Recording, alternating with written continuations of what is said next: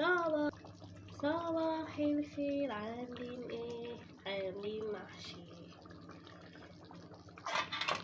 معانا بصل بصلصة بكزبرة بملح بفلفل بشطة بسبع بهارات بكمون، ونقلب كله مع بعضه.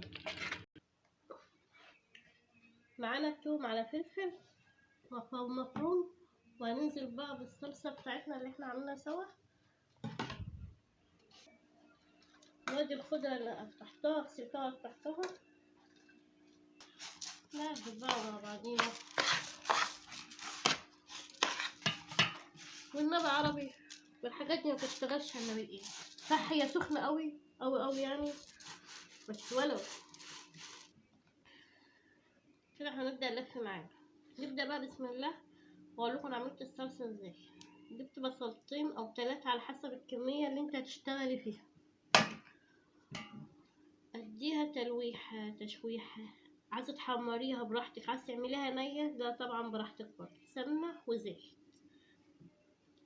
هنزل عليهم بعد كده بالصلصة. حمار اللي انت عايزاه، مش شرط ان انت تحمريها قوي او تبيضيها قوي، يعني مش شرط ان انت تعمليها، كل واحد بيعمل بامكانياته حسب ما هو حابب. هتستوي الصلصة تنزل عليها بالبهارات، وبعد كده بقى انا بعمل التومه نيه. عايزه تنزلي التومه في الصلصه وتاخد لون او تاخد تشويحه برضو مع البصله، دي حريه شخصيه لك، بس كل ما بقت نيه احسن، تدي ريحه في الاكل. وده بقى بخزناه في التلاجة، ومعملاش الصبع قوي. حط خضره كتير عشان خاطر ما يعني ما ناكلش رز كتير. انا رشيت ملح على الوش، ماشي. بسم الله الرحمن الرحيم.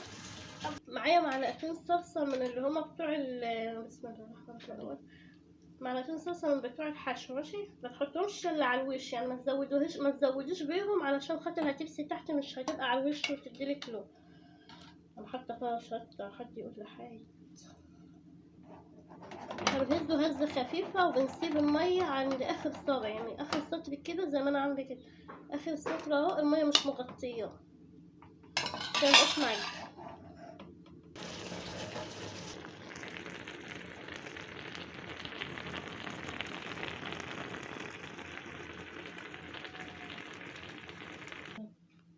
يلا بينا. واحد اتنين ربنا يستر. بسم الله.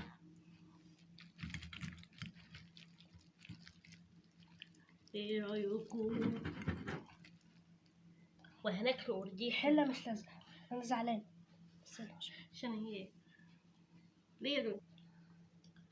اتفضلوا بقى بالهنا والشفا. ده ليمون انا كنت عاملاه معاكم قبل كده، حطينا ليمون سريع وزيتون وليمون حاجه، ودي شيبس. وان الله يحب المحسنين، وبألف هنا والشفا. اتفضلوا معانا بقى، متنسوش الاشتراك في يوميات ويلي. سلام.